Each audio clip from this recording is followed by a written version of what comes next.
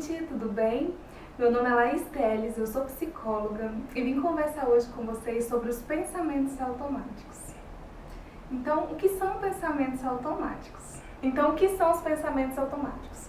São aqueles pensamentos que brotam na nossa mente sem que a gente tenha controle ou uma reflexão sobre eles, né? Eles simplesmente acontecem, como o próprio nome diz, automaticamente. Eles acontecem geralmente quando a gente experimenta uma alteração no humor. Muitos dos nossos pensamentos automáticos não causam problema algum.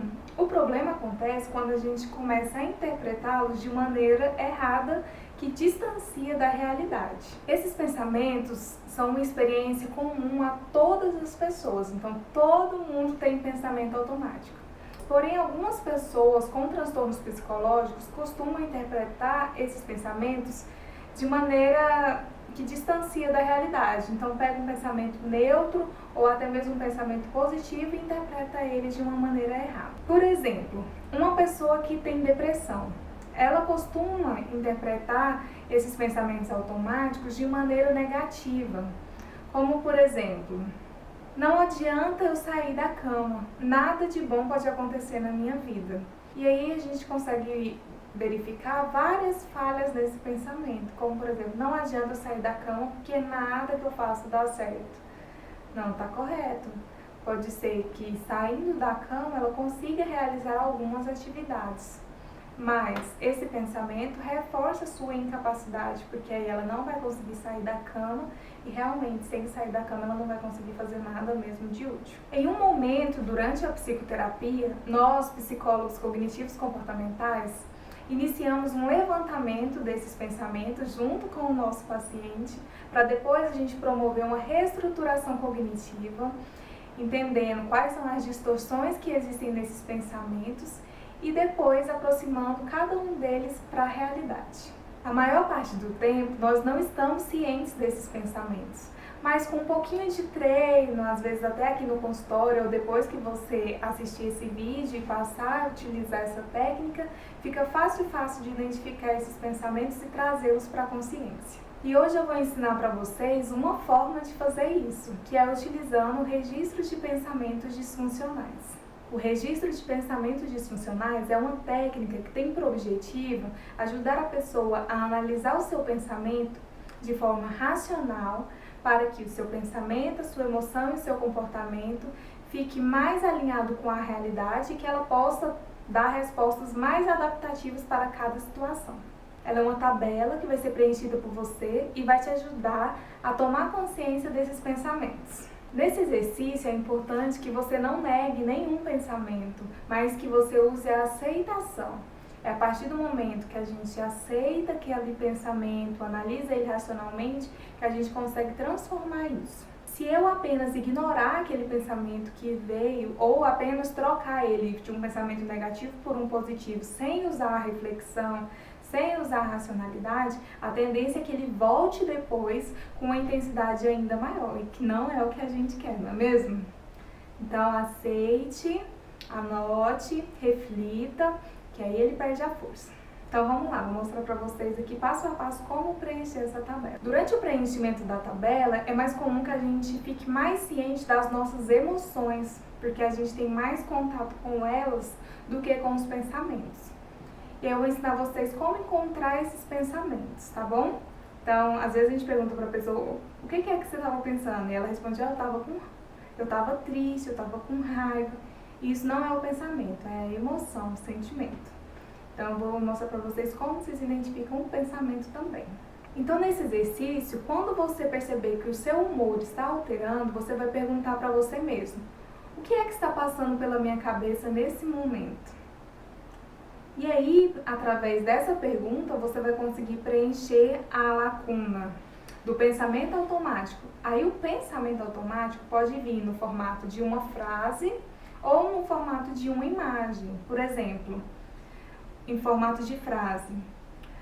Se eu apresentar esse trabalho, eu vou ser humilhado, vou morrer de vergonha. Então vem um pensamento em formato de uma frase. Ou em formato de uma imagem. Eu estava prestes a apresentar o meu trabalho e aí eu me vi ali na frente ficando pequenininho e todo mundo olhando para mim e rindo. Então também é uma situação de humilhação. Então pode vir em formato de um pensamento de uma frase ou de uma imagem mental. Qualquer uma das duas é o pensamento automático que a gente vai anotar. Então, nessa tabela de pensamento automático, a primeira coluna é referente à data e à hora que aconteceu aquela situação. Então, na hora que você percebeu que o seu humor estava alterando, você vai colocar aqui simplesmente que dia e que hora foi que aconteceu. Então, era dia 20/1, segunda-feira, aproximadamente 15 horas da tarde. Apenas isso. Se você não lembrar o horário, coloca o período, né? Se era manhã, se era tarde, se era noite. Só isso. Na segunda coluna, você vai colocar qual foi a situação real, né, que estava acontecendo naquele momento quando o seu humor alterou.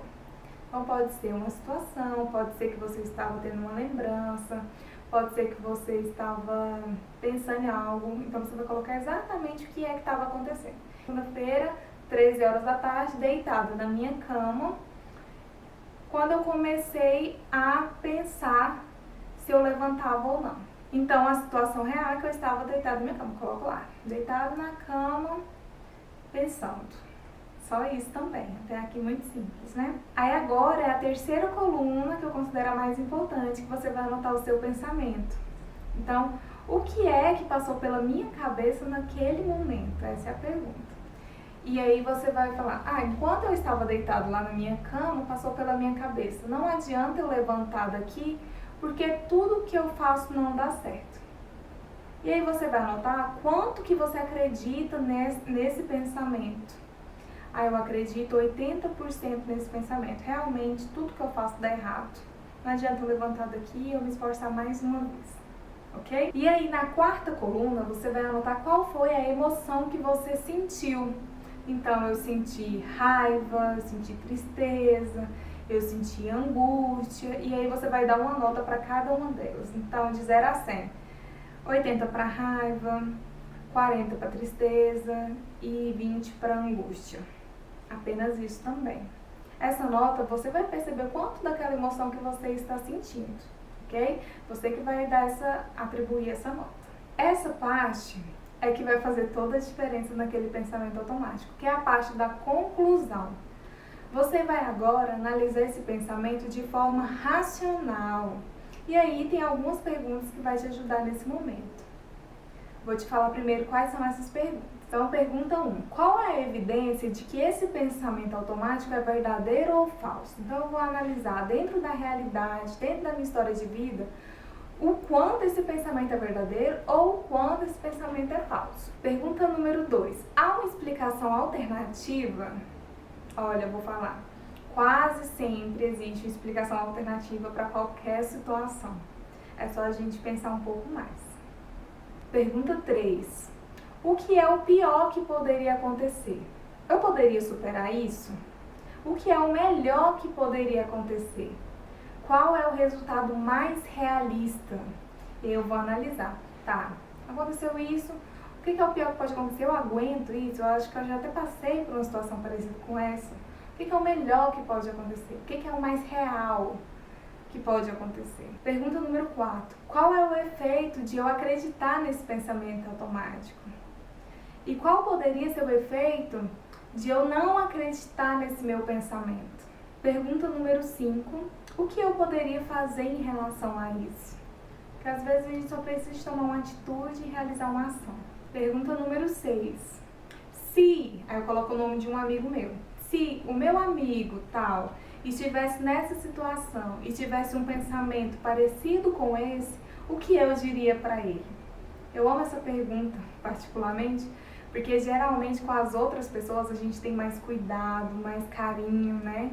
A gente não sai por aí, por exemplo, chamando o outro, nossa, que burro! Só porque, por exemplo, ele errou uma coisa na prova, agora com a gente faz. Nossa, que burro, você errou isso aqui que você sabia? É ó, chicotinho, né?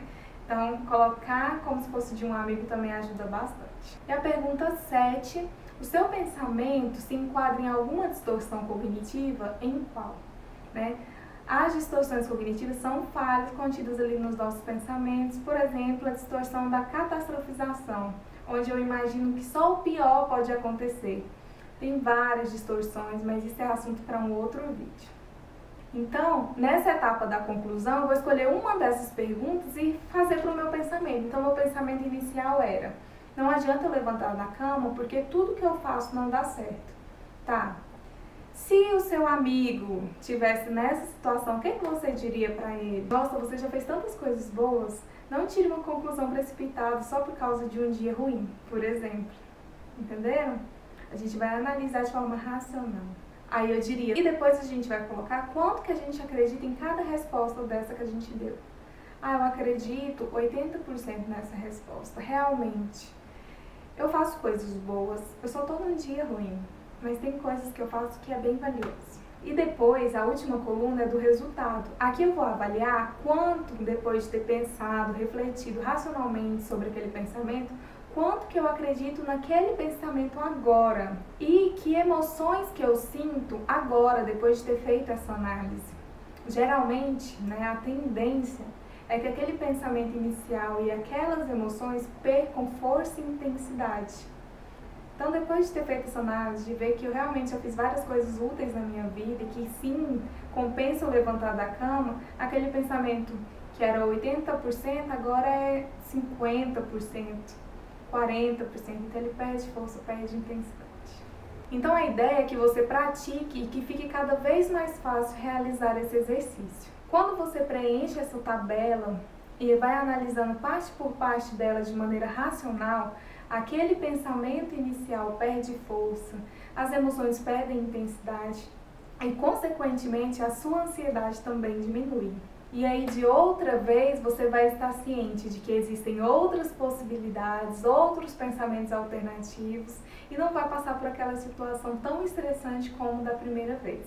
É muito importante identificar de onde a ansiedade vem e, através desse exercício, você consegue perceber quais pensamentos, quais situações que está te deixando ansioso nesse momento. Então, faça. Qualquer dúvida pode contar comigo. Essa é uma técnica muito efetiva, com resultados muito bons, que eu utilizo no consultório com os meus pacientes e que você vai perceber que ao realizar ela no início pode até ser um pouquinho difícil, mas que com o tempo fica fácil. É isso, até um próximo vídeo.